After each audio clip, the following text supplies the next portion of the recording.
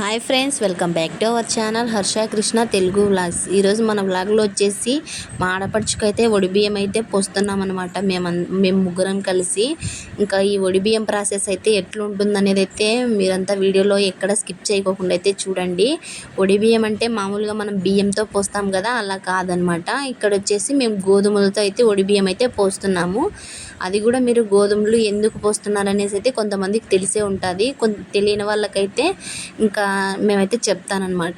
తెలియని వాళ్ళకి వచ్చేసి ఏమి అంటే, మామూలుగా పెళ్ళయి మనకి సంవత్సరాలు అవుతున్నా అంటే పిల్లలైతే కలగని వాళ్ళకైతే ఇట్లా పోస్తారనమాట. ఇంకా ఇట్లా వచ్చేసి పుట్టినింటి వాళ్ళు పోస్తే మంచిది అనేసి అయితే అన్నారు.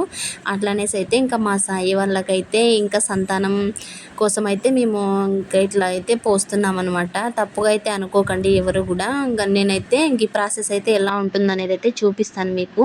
వీడియోని అయితే ఎక్కడ స్కిప్ చేయకోకుండా చూడండి.